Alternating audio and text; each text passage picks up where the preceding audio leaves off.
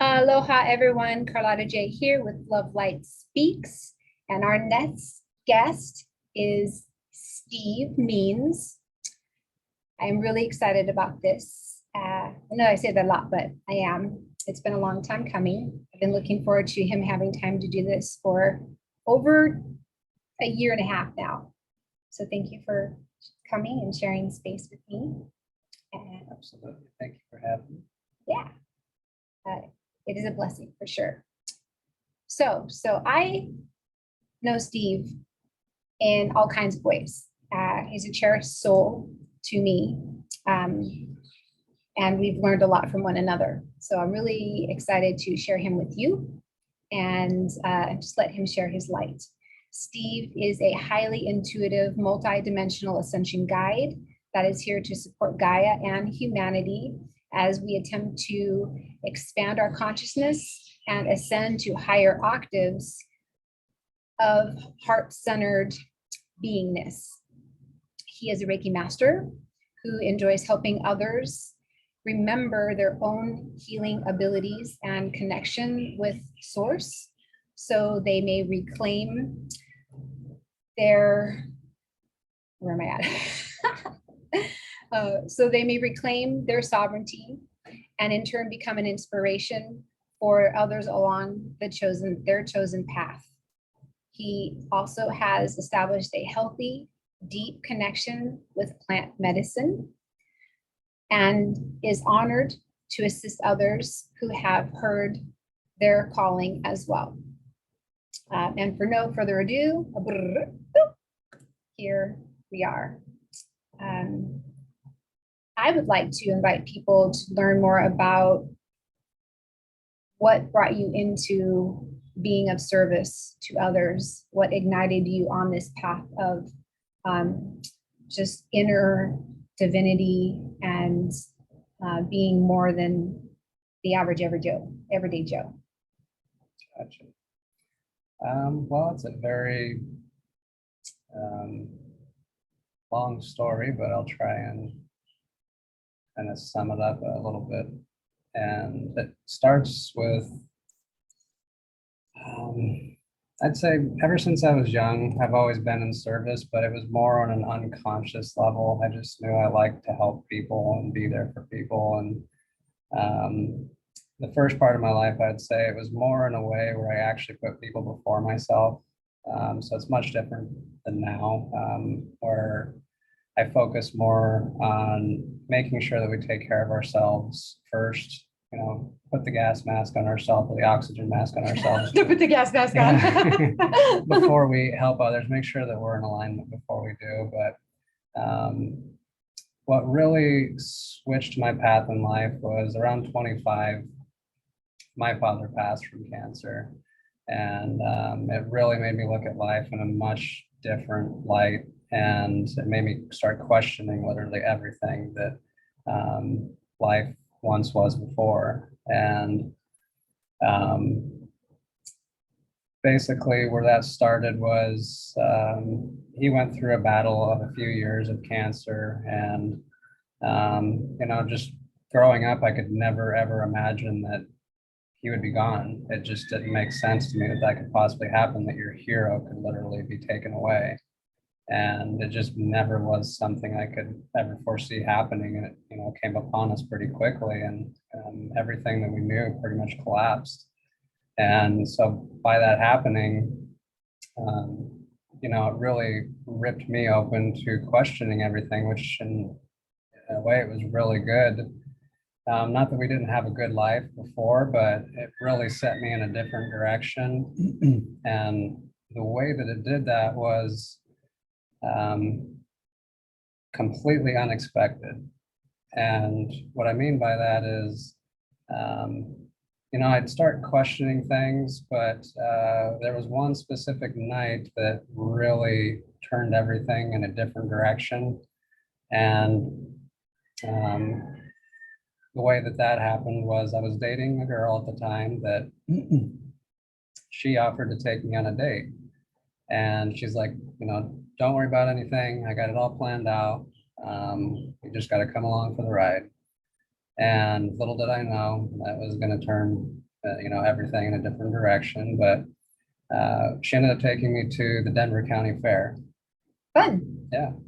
And I'd never really been to a fair before. And so I didn't really know what to expect, but, I'd seen stuff in movies or on TV, and sure enough, it was kind of similar where we got there and there was like a pie eating contest and people are getting smashed in the face with pies. And there's the people that have all the tattoos on them and they're sticking, long needles through their skin or something like that. And, but they've got, different booths set up where people can kind of come and sell all their different gifts and knickknacks and stuff like that. And so we kind of wandered around for a bit and we came to a row of booths that was designated to psychics. Gotcha. And I had always been kind of curious about, psychics or ghosts or, just the unexplained. And so I was like, oh, maybe this would be fun, just what the heck, let's give it a shot. And we actually had to circle around a few times because all the booths were full. And so we kept going and checking other things out and coming back. And finally we came back the third time and still everything was full until all of a sudden I kind of looked to my left a little bit and I noticed a psychic that I didn't even notice the other couple times that we had passed by. And I noticed this woman sitting in the back of the booth. It was kind of shaded. She had a pop-up tent above her, and she had kind of had all these pillows and everything she'd set up, and she was reading a book, but her eyes were gazing over the book and connecting right with mine. And so I was like, hey, I looked down at her sign and I was like, let's go over here. Let's give her a shot. And so she starts waving me over and she's like, hey, I've seen you guys and I wanted to talk to you. Come on in. And so we sit down and before anything starts, I kind of nudged the girl that I'm with and I was like, don't give her anything, like nothing. And I was, because I'd seen like psychics and stuff on TV and it all seemed kind of woo-woo to me because it was like, oh, I sense somebody in the room, has somebody that's talking to me that their name starts with an A. Is there anybody in here that knows somebody with a name that starts with an A? So it was very, basic and it could be so many different people. And sound like they were fishy. They were they're fishing for something. So I kind of nudged her and I was like, nothing, like poker face, like just don't give them anything. And so this lady starts and she's like, okay, guys, how do you guys want to do this? Do you guys want to do just one of you? Do you want to do both of you? And we're just like, oh, let's do both of us. So what you're saying is you were a bit of a skeptic, but open and curious. Mm-hmm. And this was totally impromptu. So you're on an adventure. Right. Okay. Yeah. So totally impromptu. And basically she starts off and she says, okay, well, do you have any questions for me? And my immediate answer was, nope, nothing. I just want you to give us whatever you've got. And she was like, oh, okay. She's like, no worries. This is normal. I can always do, just straight from, what I'm picking up on. That's not a problem. And so at first she's like, okay, well, all I need is just your first names. And she has a little book that she writes down all of her messages that come through every time she gets something. And so she wrote our first names down. And so what she does is she basically closes her eyes and you can kind of see her kind of tilt her head up and look up with her eyes closed, and she'll sit there for just a few moments and then she'll come out with a message. And so the first one, she opens her eyes and she looks directly at me and she goes, you're in sales. And she was right. But I kind of just nodded my head in agreement, and she couldn't really have known that based on like my attire or anything, because I was actually just in like jeans and a t-shirt. It wasn't like I was in a suit or anything. But you weren't rocking a mohawk or anything. Actually, I was. Oh. Yeah, at that time I did have one. Nice. Mohawk. Nice. But yeah, so she got that part, and then she actually just starts diving in, and she goes into all these different things that she's being shown about my, work life and my career and what to expect. And it was kind of interesting because she was actually showing me or telling me about something that was going to happen in the next few months. and it actually didn't line up with what I had planned. I was actually looking at moving from one job to another and completely leaving what I was currently doing. But she was seeing that I was going to actually move up into management in the current job, and that was totally not my intention. But unbeknownst to me, a couple months later, as things progressed, she was actually right. So I actually did get an offer, and I ended up moving into more of a management position. And so she hit that one right on the head, but I didn't know until later that she was correct. Right. Interesting. So then she finishes up with me, and she goes back in, kind of closes her eyes, and she opens back up and she looks at the girl that I'm with, and she's like, "You're a country singer." Or, I'm sorry, no, she says, "You're a singer." And she really was. She actually was a country singer. So I looked over and I was just like, okay, 2 for 2. Like, this is getting kind of weird. Like, I wasn't, expecting her to hit it, right on at the first 2, readings that she was getting. And then she just starts, the same as me, dives in and just starts talking to her about her career and what to expect and kind of what's going on. And it was amazing to me because we had been dating long enough where we had had conversations about, her career. And so she was talking about stuff that we had already discussed. So again, another confirmation. So she finishes up with her, and then the girl wanted to ask a question. She's like, "Well, what are you getting from us two? Like, what kind of message do you have for both of us? Like, are we anything? Are we going to be anything?"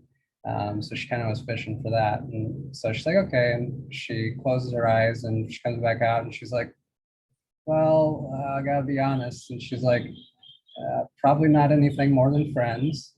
And they keep showing me vines, and the vines are coming together and they're pulling apart, coming together and pulling apart. And she said that's symbolizing the both of you. You guys are too afraid to commit, essentially, and you keep coming together and pulling apart and coming together and pulling apart. So Was that correct? very correct. Yeah, that was actually the last night that I actually ever saw this girl. Oh, wow. Yeah. Which is amazing for the, what it did for my life. Right. So anyways, moving on from that, she then turns to me and she says, "Now do you have any questions? Anything you have for me that you'd like to ask?" And again, I had no idea that we were going to do this. So I didn't have anything prepped. I didn't have anything, besides my just immediate reaction to give her. And basically a few months before this, about 6 months before, is when my dad passed. Gotcha. And so that was one of the first things that came to mind, is, maybe something pertaining to dad. But being the salesman that I was and trying not to give her anything, I was formulating that to not give her any breadcrumbs, essentially, to see what she could pick up on. So the words that came out of my mouth was, "Are there any messages from anyone?" I didn't say dead, I didn't say alive, or whom I was looking for. Gotcha. And so she goes, "Okay." And she closes her eyes, but this time she immediately reopens her eyes and she looks at me and she's like, "I don't normally say this, but the entire time that you've been sitting here, there's been a gentleman standing on your left." So, and every time that I tell the story, I still get goosebumps. And I'm sure that was shocking in the moment and still. yeah, and I was still holding my poker face, but things started turning on the inside. But she's like, I can't quite make out who it is yet, but let me see if I can get any more. And so she closes her eyes and she opens them after a few moments and she goes, "Well, he's showing me a leather-bound book. And he says that one day you'll have a story to tell your son." And I really, honestly, since I was a kid, have never wanted kids. So that was kind of interesting to me to hear that I was going to have a kid one day. But I would definitely say at this point, within the past few years, I do believe I now have a story, but I didn't know what she was talking about at that time. But there is no leather-bound book currently. but who knows? There could be at one point. Right. And so she goes, well, I'm still trying to make it out. He has the same smile as you. And she's like, but I still can't make it out. But she's like, let me try a little bit harder. And she closes her eyes again.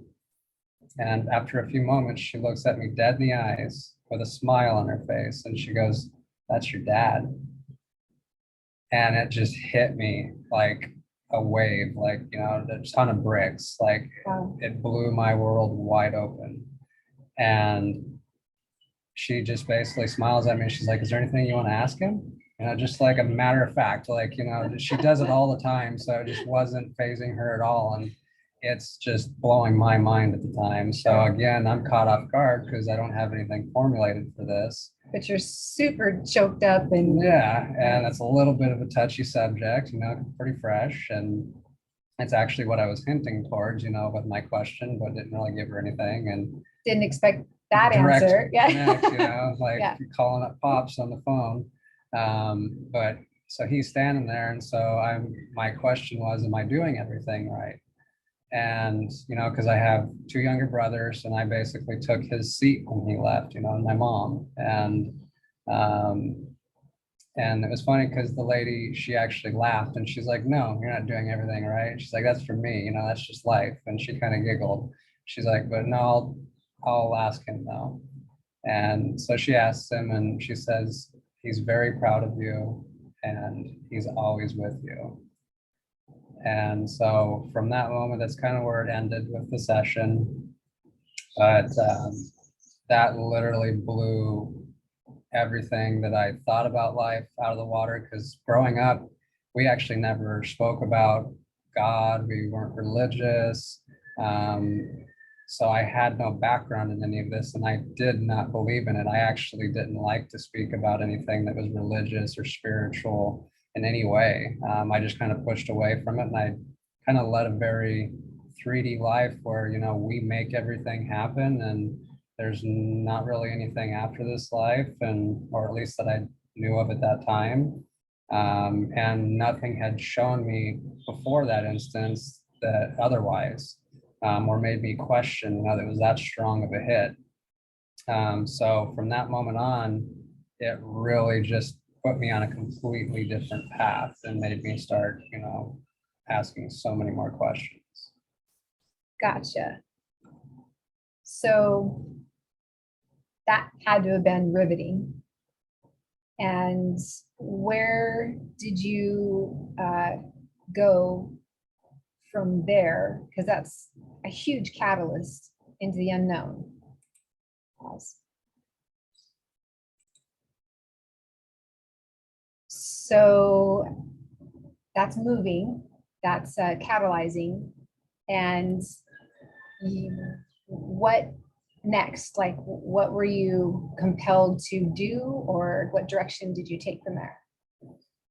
From there, I immediately started diving into pretty much any content that I could find on contacting the other side.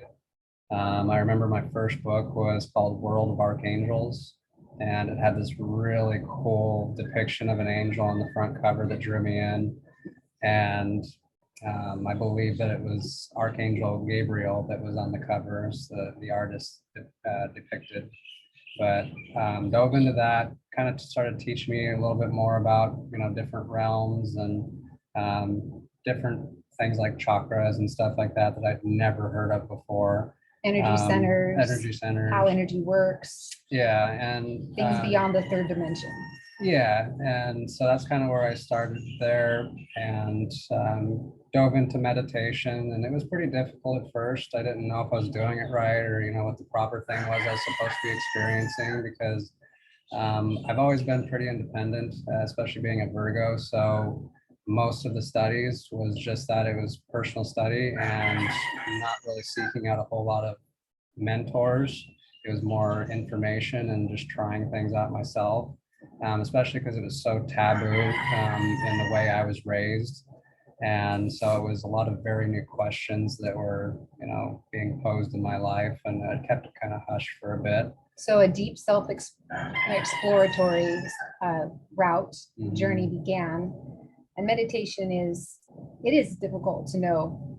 No one tells you there's really no wrong or right way, but that's a huge spectrum to tackle.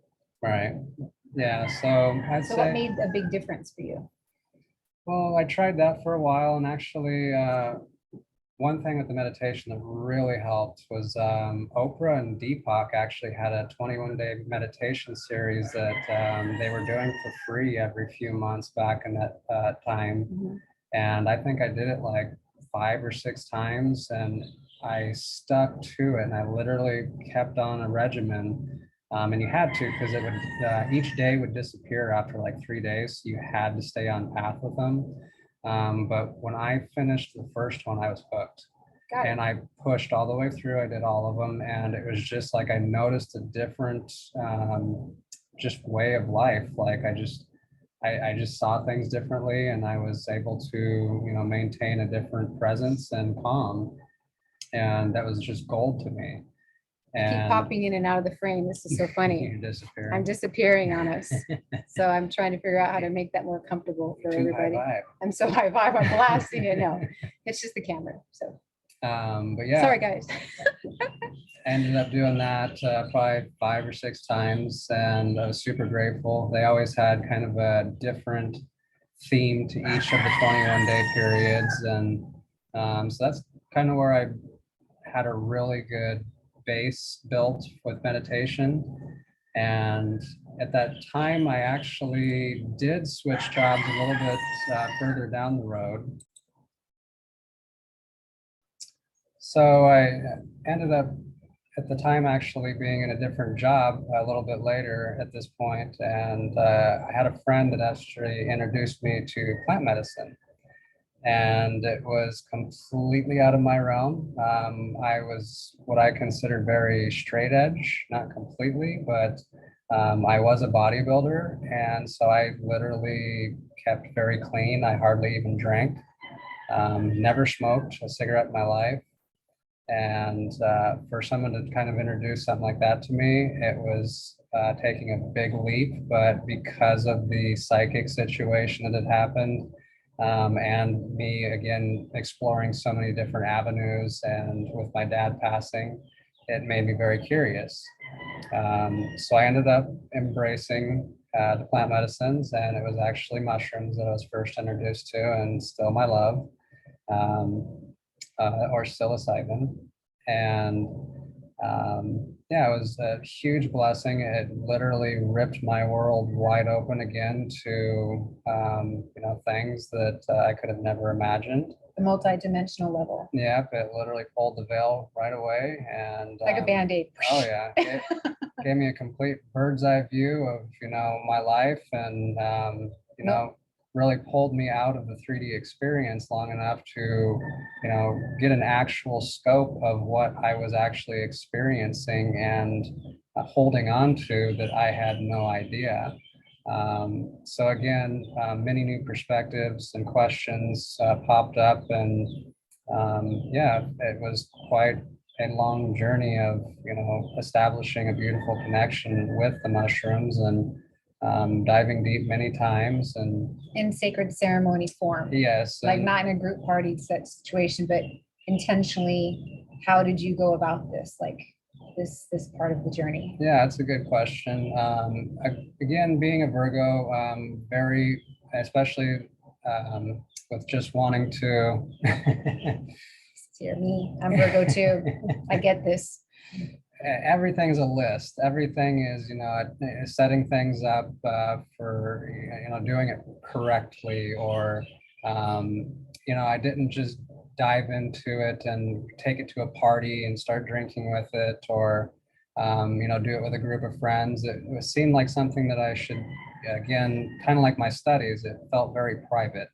And it felt like I needed to, not only research it more and get a kind of an idea of what I was jumping into, but yes, I found that it was very important that the set and setting, as they say, is a very good way to go into an experience. And Meaning you choose the place, you choose the hour, the time of the day, you choose an intention, Yeah. and you prepare yourself physically, mentally, emotionally. Yes, absolutely. And when you do all those things, it creates, an absolutely magical experience. And I wouldn't always say it's, easy or hard, but it's exactly what you need. And yeah, it literally was something that I fine-tuned with. I didn't want to just throw myself into it. So again, the Virgo part of me started off with just a little bit at a time, and I kept gradually moving up in my dosage. And what that did for me was it allowed me to learn much more from it, versus just taking one big, mega dose and slamming myself. And when I came back, I kind of, it wasn't like a dream where I forgot things. And So microdosing helped you become much more intimate with the psilocybin, and helps you understand the phases and the durations. And you were shown different things depending on the intention. the intention and the amount. Yeah, absolutely. So yeah, microdosing is one thing, but yeah, with the actual ceremonies, I started off with 1, 2, 3, 4, and I kept working my way up in the dosage for grams. And each time I would go up, it would be kind of a new experience. And at the same time, yes, like you're saying, the intention can be different too. But I actually came up with different names or reasons for each dose that I felt was appropriate, for maybe certain times in my life where I was trying to have a certain type of breakthrough or work with something in a certain way with myself. And yeah, so it was really cool to have that perspective and such fine tuning with it to where I could literally refer back in my memory to what I achieved with 3 grams or 5 grams or whatever it was, and how I prepared my vessel and what I called forth at that time, and and even times when I forgot to do certain things. That was a valuable lesson too. Right. Where I didn't, take the extra time to maybe clear my vessel in a certain way, or set things up in a certain way, and it made the journey go in a completely different direction. So that was still valuable in itself too. Awesome. And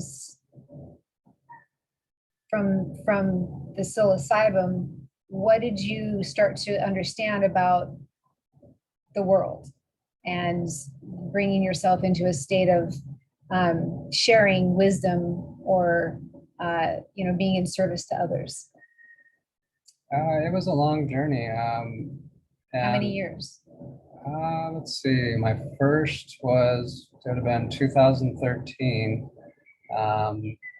And the last time I used was probably 2019. So, a good 6 years or so journey that I really went on. And that was good for me. I mean, I'm not saying that I'll never do it again, but I actually got to a point where it was a message that came through right away that it was not a means to an end. Like, it wasn't something that was meant for me to keep using, but it was a tool to kind of help me get through that time and perhaps, other times in my life. And yeah, I went pretty deep for about 6 years. And yeah, in the past few years, I really got to a point where I felt like I was very clear and present enough in my life to where I could kind of take the reins myself.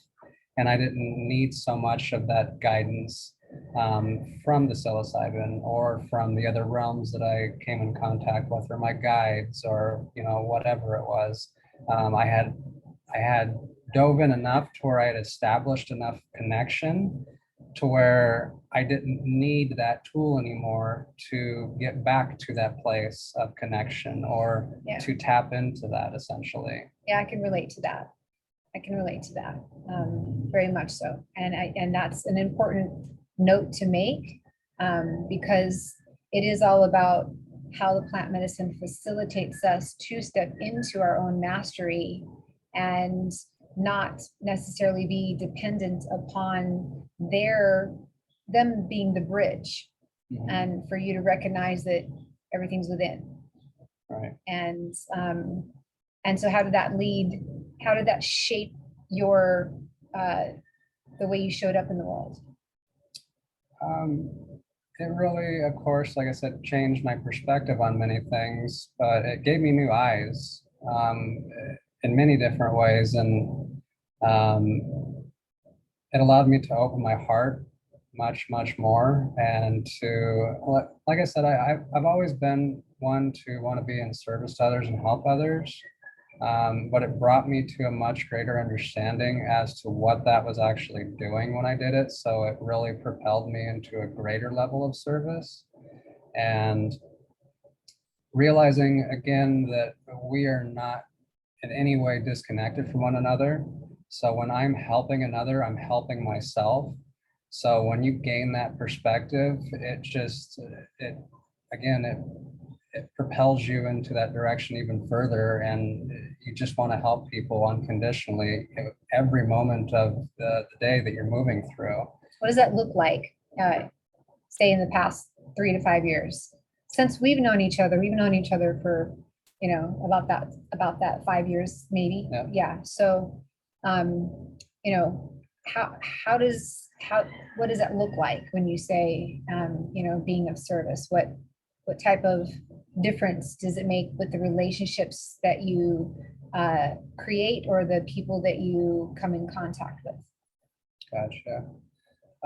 It's really made me look at each and every encounter that I come to again as seeing it as someone that I'm connected to, as I was saying, but it also made me aware of being very conscious of the energies or the people that I was letting into my life. Gotcha. And realizing that some people are, not good to have around, or maybe, what we call toxic in some way. Not in a judgmental way, but if it's not serving in a positive manner, for them to be around, then it's just, perhaps not good at that time. But it doesn't mean that, again, they're bad or their path is wrong. So it kind of helped me see things in that way. So I'm hearing you became more neutral and accepting and discerning on whether someone was kind of adding to the expansion, or adding, kind of an amplifier, or if someone was kind of draining and being more toxifying, and so it helped you navigate and create maybe healthier relationships. Yeah, absolutely. And I like how you said that, where, I mean, everyone's at, their correct place for their path. So, and again, it's not in a sense that it's bad if it's not a good match at that time. It's just where they're at and where I'm at. But yes, there are certain individuals that you want to surround yourself with that will help you propel along your path, and also theirs as well. And there might even be people at one point that you were completely on different spectrums at that time, but say maybe a year later, the universe brings it back around and they've gone down a completely different path, which brought you guys to a more balanced place. But yes, the neutrality is huge, and understanding that everyone has their own unique path, and each and every person is the master. They have the master within, and I truly believe that each encounter that we come to, we are the student and the master at the same time, if we know how to pay attention, be in that present moment, and listen, to what's coming forth. So yeah, that's been probably one of the greatest gifts that it's really helped me with, is allowing myself to always be in meditation, always be in the present moment, and pay attention to those synchronicities or the messages of the universe that are coming through, because it's always happening. That conversation is always there. I like that. So I'm hearing it allows you to be more receptive and more accepting of others, regardless of whatever differences there may be, and to allow the organic ebb and flow of resonance to do its job. Yes, Yeah. absolutely. And that's a really good, thing to hit on at this time is we have such a cancel culture. And people are very quick to shutting others down if their ideas don't match up. Meaning shutting them out of their lives. Yeah, and I think that, that's something that we could really embrace, is being able to hold space and listen to others' ideas, even if it's challenging to our own. And you don't necessarily have to agree, even after you've listened to them, but allowing everyone to have their, moment to speak and to share what it is that they believe, is very important, because there's times when you want to speak and share what you believe and others aren't going to agree with you. But what I also feel comes from that too, when you do have that platform, is when people have the chance to actually speak their current truths, they can hear their current truths when they're speaking them. So that actually puts them in this place where they can check themselves almost, and they can actually see if that truth still resonates with them. So it's almost a gift of allowing someone to speak their truth in that moment. Yeah. So yeah, I like that. Yeah. And so as tell me what your like day-to-day path looks like as far as being in service to others. What does that look like for you? Well, at first, when I started getting into leaning into wanting to do like life coaching, because I'd always kind of done life coaching, Mentoring. yeah, just being there for people my entire life. So it was something I wanted to lean into on more of a career path. But after really developing that further for a few years, I got to a point where I realized that, each and every moment of the day is that opportunity. It didn't have to be with me just sitting down with a client and actually, collecting a balance from them, before I could help them or anything like that. But it was being in service in every single moment and being that light for everyone in every single moment, no matter if you're at the grocery store, if you're at the gym, or who it is that you're coming in contact with. It's not a mask that we choose to put on, for a certain time, and then we take it off. We clock out on the, time clock, and we leave work, and then we, put on a different mask. This is something that's 24 hours a day, and it never turns off. So if someone calls, they need help, then we're there. And yeah, I think that's what really, really turned everything up a notch, and set me in a completely different level of service, is when I separated the want for it to be a career or a job, and just made the commitment that whether or not somebody was, paying for a service or not, I was going to be there in full service, and for whatever it was that the moment was calling for me to do. So what I'm hearing is you didn't want to necessarily pursue it as a title or a career, but it was more like a soul path for you, and that you see it as any given moment is an opportunity to, what I'm hearing is hold space for others and support them, and empower them. And so let's like, because I know you, I'm wanting you to share like how that happens, like through conversations with others. You might be, asked to do something or show up somewhere, or, because you have a trade, and that is allowing you to have exposure to a large demographic of people that may not necessarily be seeking a life coach or seeking a mentor or seeking a guide. So I want you to share how that unfolds for you, because it is unusual. Sure. So my daily trade is carpentry, and the universe aligns me with exactly who needs whatever it is. And I don't exactly know what it is right away, but it's usually two things. It's usually some type of carpentry, but it's also some type of coaching or inspiration or whatever it may be that they need in their life. And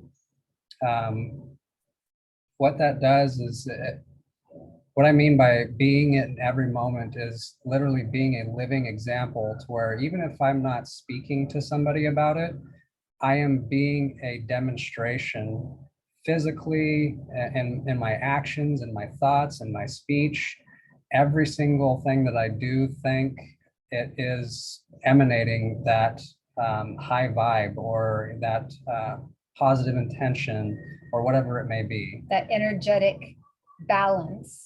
Right. And that way of being able to, be in a space and raise the frequency emotionally, mentally, physically. In a grounded way too, and literally being a mirror for people to see the difference between what it means to be grounded and to be centered and to be fully present in the moment, and for them to be able to reflect upon themselves and to see where that is not in alignment in their own experience. And this is what generates these conversations out of nowhere that lead beyond my normal day job of carpentry. And sometimes it leads into hours of conversation just out of nowhere. And that's everything that I do is completely without plan. Improv. It's complete improv. Yes, I don't have like a book or anything that I go to. It is completely from source and whatever needs to come forth in that moment. And I'm just an open channel for whatever people need to hear. And at the same time, like I say, this is a two-way street. They are also connected to source. So at the same time, when I am delivering a message, I'm also listening for messages that are coming from them too. But that's how most of my days go, is it's kind of unbeknownst to people why they come into my presence.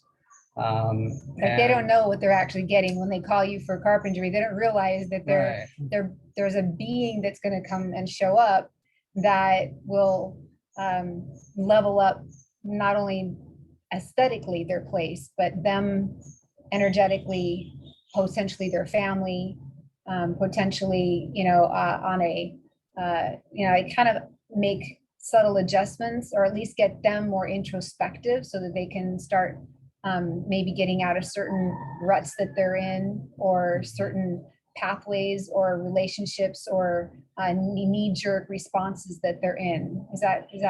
Yeah, that's a great way to put it. And what's so beautiful about these experiences is because the people aren't aware that this is happening, they don't tend to have walls up. Right. This is what I love so much about this. It's very unexpected, and I love how the universe lines this up because of that.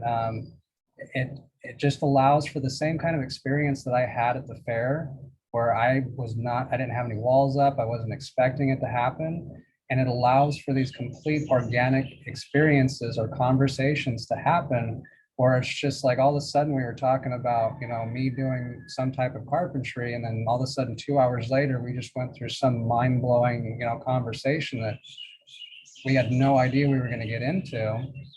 And, they're in tears or they're hugging me, and, these are people that I just met. So it's awesome. I really appreciate that my path has put me in that position where I'm not so much on a pedestal, where I am this figure that is sought out, for my name or for something that a reputation as a healer or something like that. Right. It's just something that I do. It's almost, I've called it like ninja in a way, very subtle. And so, yeah, it's been beautiful how it's rolled out, and yeah, I love it. Yeah.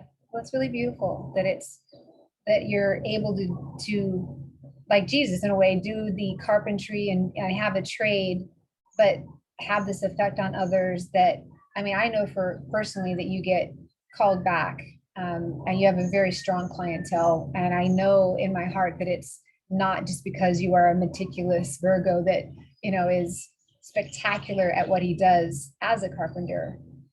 I know that I've been on job sites with you. I understand that people really take you in as family. They basically adopt you, and wouldn't have anyone else do the work or be around their family or in their home space. That even, I mean, sometimes you get booked farther out because they're willing to wait for you to be available. And I've heard the feedback about how your presence creates a sense of calm and clarity, and it really changes their spaces. And it's nice to be able to, I'm sure, to have that kind of feedback. Yeah, absolutely. It's been awesome to literally gain new friends and family. I mean, family doesn't have to be just blood. And that's another thing that's been beautiful for me is, I did lose my father, but through it was a catalyst, it really threw my life into a completely different direction that I had no idea was going to happen. And it's literally brought me to so many different people and situations that have been just absolutely amazing that I wouldn't trade for anything. So you and I have done co-coaching. We've done divine masculine and feminine coaching because I see the innate capacity within you. And I obviously trust you with my life.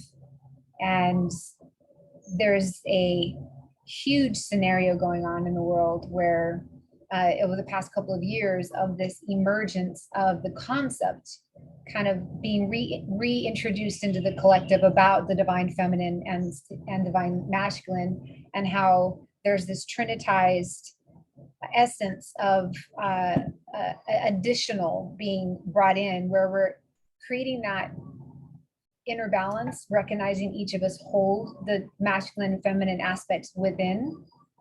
And so it's not just, men are, masculine and females are feminine, but that this is a new approach to creating inner balance and embracing for the man his femininity, his divine feminine, and for the female to embrace her divine masculine, so that we can become harmonious within ourselves, and then therefore respond and interact harmoniously with one another, and actually recognize these aspects within ourselves and within one another.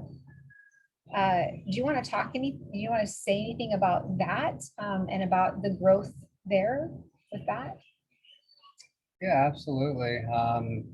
That is something that is very important at this time, is embracing, like you said, both the masculine and the feminine within each of us. And that has been something that has been very out of balance. And, our world has been in a very patriarch run, state for a long time. And, it's going to be each of us taking on that responsibility of balancing that within ourselves, which is going to then emanate into our world and transform everything into a more balanced state. And, getting out of, for men especially, getting out of the mindset of when you hear, feminine, being a part of you, that's in some way, frou-frou or whatever it is, because a lot of men were raised with the idea of like, you don't cry, boy, don't, or, just many things were not allowed in a sense. So the men's emotional side body was shut down. Yeah, absolutely. Stifled, and we weren't allowed to talk about our emotions, and I'm not saying necessarily me, and,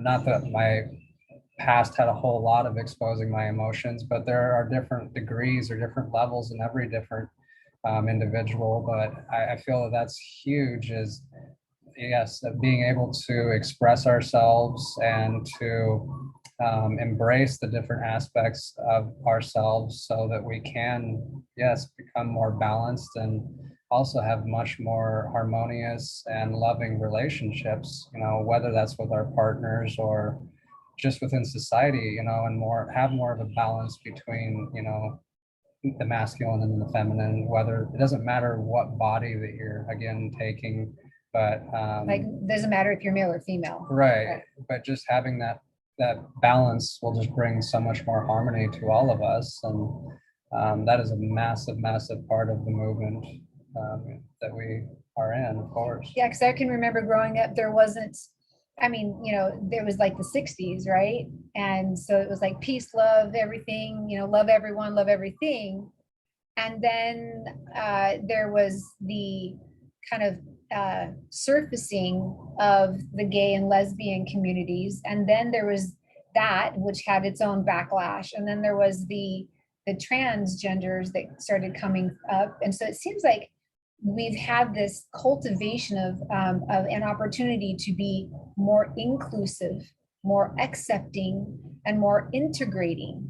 And that the collective is being asked to just like drop the labels in the way of drop the judgment of whatever someone is feeling is appropriate for them at the time to express themselves as, and to really demonstrate unconditional love. Yeah, stop judging a book by the cover, just straight and simple. You know, it does not matter again what vessel, you know, that energy or that soul is, you know, in. That's just it. It's the avatar, it's the vessel. You know, so however they want to rock that, that's their choice. And however they feel that is necessary, that's their choice. And when we can get to a place where, you know, we've experienced this before, where it's like, close your eyes. You know, what are you feeling? What is your heart telling you? Yeah, this is our interpersonal tactic, is to take a moment, take a breath, and close your eyes, right? And not be so swept up in our own stories, our own paradigms, our own perspectives, and be able to get into a feeling mode rather than, you know, being so rigid in the way we think things should be. So agendas drop away, judgments drop away, toxic anchoring into wounded, distorted perspectives that keep us from accepting one another drop away. When we close our eyes and we just feel what's present. And usually that shows up as within ourselves, what's present, you know, what vibe we are carrying this and all of our stuff, right? Even though, you know, it's easy to want to project things outward, it requires ownership. Very much. And accountability. And therefore the choice. We get to, you know, reclaim the choice of how we are showing up with one another. And I think that, I wonder if you would agree that this wave of integration and enveloping the feminine and masculine in all different shades of gray and shapes and forms is what's really bringing us to a collective understanding of oneness, of unity consciousness, which is, you know, like Gaia herself, she is a embodiment of unity consciousness. Like there's a incredible cornucopia of diversity. And boom, here I am again. This evident display of acceptance and reveling in these many different versions of species of one another, and you know, she's saying there's room for everyone, there's bounty for everyone, and to remove the illusion, to dissolve the notion that there is anything that is separate from one another. Right. And that's exciting that we're getting to that point, you know. And it's interesting to me, the human species, it's coming out through our sexuality. And I think that that's a lot, it has a lot to do with that primal root chakra, and you know, and how we're shifting into going into our higher creative centers, and our ability to you know, get into our hearts. You know, it has to start at the root and journey upward. And then pretty soon we get to accept ourselves and one another, which is our heart chakra.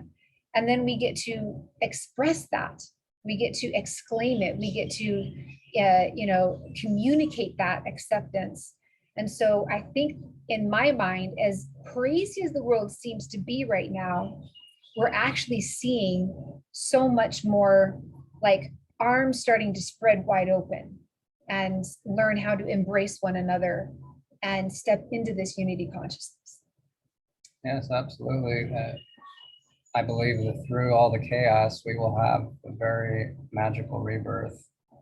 And yeah, it's not just the humans that are just, it's not just humans that need to look at other humans with that respect that we are all one, but like you were talking about with the animal life. And then with Gaia herself, our host, our mother, the one that's providing, everything for us. We need to make sure that we're taking care of her as she takes care of us. And yeah, I mean, once everything comes into harmony and we start seeing everything as one and treating everything and everyone as one, then that's going to be where I believe we talk about the new earth.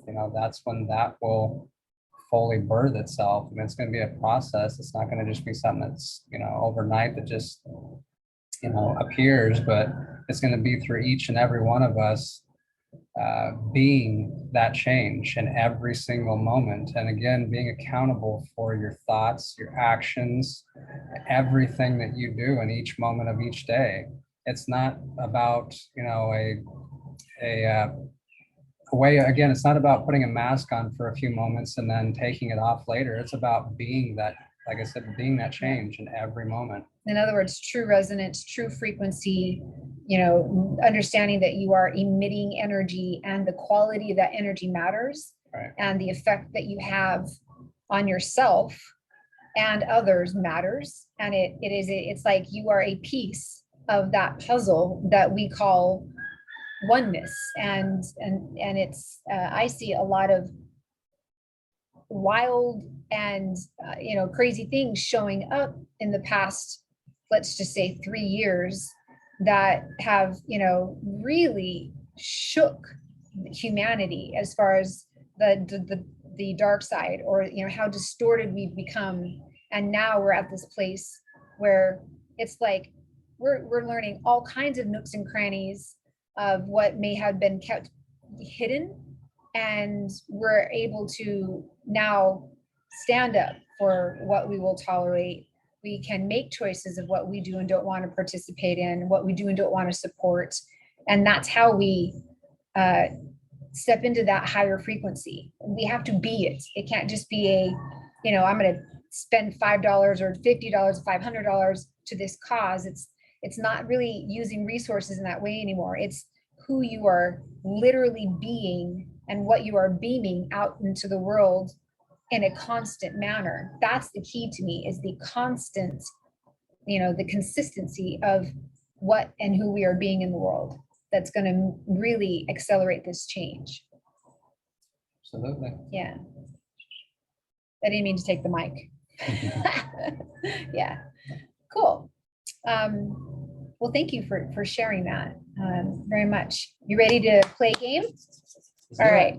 So this is where you get to pick a couple of numbers, and randomly, I'll give you a word that associates with those numbers, and we can see how you rock on the fly.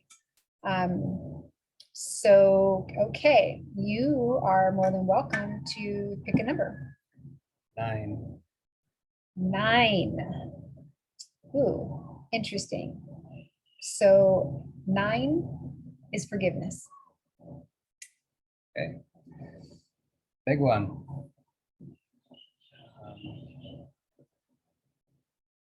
I'd say this is actually one that I've been working with very recently or currently, that the universe has brought me to a point where there's nothing that can be just tucked under the rug. There's nothing that we're going to, get a spiritual pass for. It doesn't matter who you are, where you are, what you're doing. If there's something that, you have not completely digested on whatever level, emotional or, some type of relationship that hasn't been healed or whatever it is. The key to that is forgiveness, and literally realizing that whatever happened at whatever moment that was, it was exactly the way it was supposed to be. And there's, again, always something that we can gain from that, whether we consider it good or bad. But the key to successfully move on from that is forgiveness. And that's what will pull up the anchors that are keeping you from moving forward. So if you find yourself in a place where you just feel like you're spinning your wheels and you just can't seem to move to the next step or what you're trying to do, I would check yourself and ask yourself, is there certain mindsets that you're in, or certain people or you haven't forgiven, or yourself that you haven't forgiven for something? Because again, I see those literally like ship anchors, like you have them dropped into your past and it's holding you to those moments. Yeah. So each time you can reflect back on those moments and truly process them, whether that's on, just by yourself or with that individual that you had that experience with, that is so valuable to actually truly come to a point of forgiveness, not just saying it, but getting yourself to a point to where perhaps you can find the blessing or the gift of that scenario, versus just looking at it as a bad or whatever you're seeing it as. But so become more curious about what the transformative nature is about that scenario, and rather than focusing on being a victim, right, or the one that something happened to, find just look at the scenario with fresh eyes, with more of a curiosity of perhaps what this is presenting as far as a transformative power for you as a soul to move in a new direction. Yeah, one of my favorite quotes is, you can't drive a car looking in the rearview mirror. Yeah. You can't expect to go forward when you keep looking into the past. So make peace with it, and whatever you need to. Forgiveness is huge. Awesome. Yeah. Okay, another number. 22. 22. Heart's truth. First thing that comes to mind is being heart-centered and leading each and every moment with your heart, literally. And I believe that there's nothing better that we can do. If you literally lead each moment with a heart that's full of love and good intention, everything will just work out. And if you want to go to the truth part of it, I would say live your truth. Don't hide your heart's truth, because it will literally crush your heart. And the more you lean into your unique gifts and your heart's truth for what you came here to do, the more you're just going to excel and shine. So you're only going to propel yourself forward and, make yourself happier, or, have a more joyful life, the more you lean into that. But the more you suppress it, the more things are just not going to work out for you, or you're just not going to be nearly as happy as you could be. I love it. I love it. Yeah, so honor, you're saying to honor what's in your heart. That's what I'm hearing. Absolutely. Yeah. Respect yourself. Honor and lead with the heart. Lead with the heart. Yeah. In other words, trust yourself. Trust your heart. Is that right? Yeah, navigate with the heart versus, like you were saying a few minutes ago, with the lower primal chakras of like the root chakra and the fear mode. Move yourself up into a higher resonance and lead with the heart. Which ironically requires a lot of forgiveness in this world. Yeah, absolutely.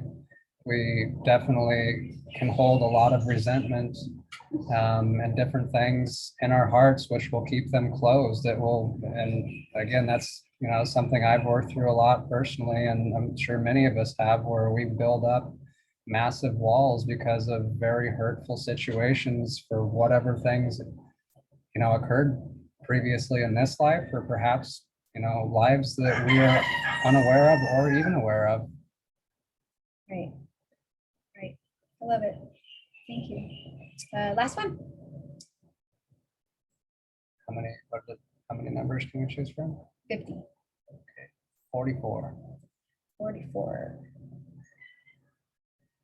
Resonance. Okay.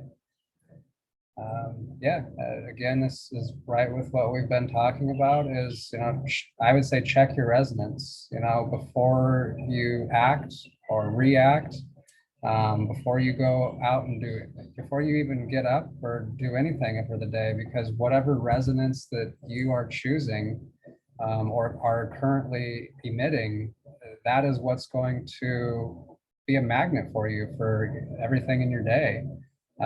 So again, if you are putting out a high vibe and a loving resonance, that's what you're going to draw back into your life every single moment. But again, if you have a heavy heart, if you're angry about something and you're caught in, the emotions or the thoughts of something that happened, you got to be careful because that's what you're emitting. Even if you're not meaning to do that, you're most likely going to draw more of that into your life. So that goes right back to the forgiveness thing, where it's got to take care of that stuff because that is affecting your resonance as you're moving through life. And again, we don't want to bring more of what we're trying to work through into our life. We're wanting to get on that higher octave, that higher vibe that's bringing in the abundance and the happiness and the joy and all the things that we do desire. So I'm hearing energy attracts like energy, and to be aware of the composition of your own energy so that you can draw to you what you desire in your life, and to be aware that you are emitting, your auric field is expressing at all times, and that is basically a beacon, and to understand that it is affecting others, and to be tune in, be accountable, be aware, and to navigate with intention. That's kind of what I'm hearing. Yeah, absolutely. And I think that really hits back to the point of being of service to others. Is not only are you checking your own resonance for your own experience, but again, it's not just your experience. You are part of a collective experience. So when you reach that point of being so respectful of others, just as much as you are of yourself, then you will realize that putting your own resonance in check is also helping the collective too. That'll help us move into a better, higher octave, or our new earth that we speak of. Awesome. Yeah, beautiful. That was beautifully put. Thank you. Okay. Great way to bring that all back into being in service and understanding how we affect one another. And the entirety of humanity, and Gaia herself, because Gaia has her own, magnetic field. She has her own Schumann resonance. We know about this. She has her own fluctuations and hot spots, right? She has her own chakras, and when things are shifting it on her level, we are all being affected by that. So there really is no closed system here. I find that humanity likes to, think of itself as the I, the individual, and it's very fractalized. But in truth, we are in her soup. We are in her essence, and she has a resonance. Every planet actually has a resonance, which I found really fascinating when I heard, the rings of Saturn sing, and Jupiter's the sounds and the ways that they express themselves, and it all has to do about their gravitational fields and their spin and all of this, all these physics, but to understand that we are a drop in the ocean, and that there is a massive ocean, and that we do affect one another, and are affected by the earth, and all these fluctuations. So why not be conscious of it? Why not be voluntarily participating intentionally, for a positive outcome? Right. Yeah, and at the same time, really valuing the gift of the personal experience too, at the same time, realizing that that is the gift of the human experience, is to be able to make those, personal choices and to have that personal experience.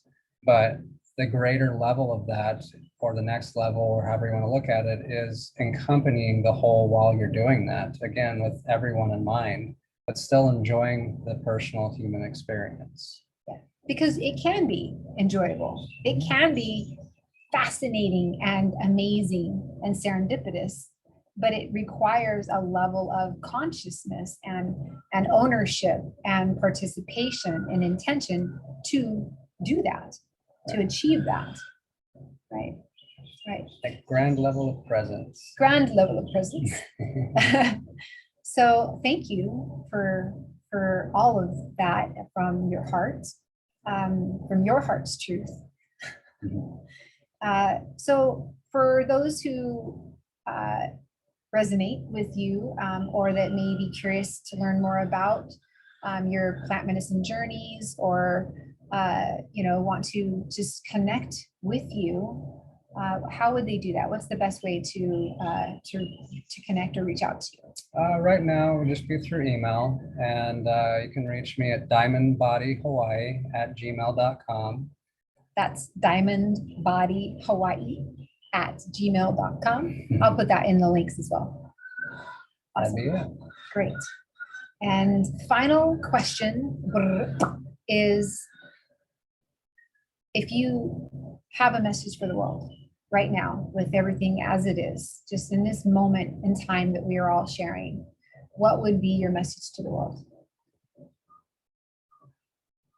Pure and simple. I think, as we've already touched on in our conversation today, is live each and every moment from the heart, first and foremost.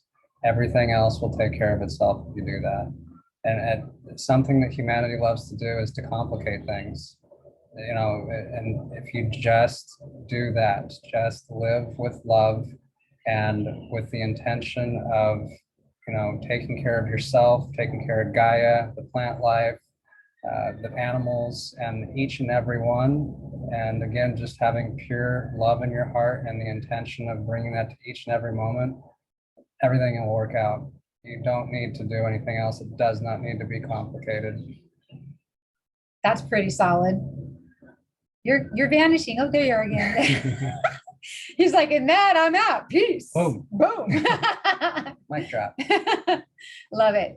Well, thank you. Thank you for your time today. Thank you for coming on to Lovelight Speaks. And yeah, just sharing your heart.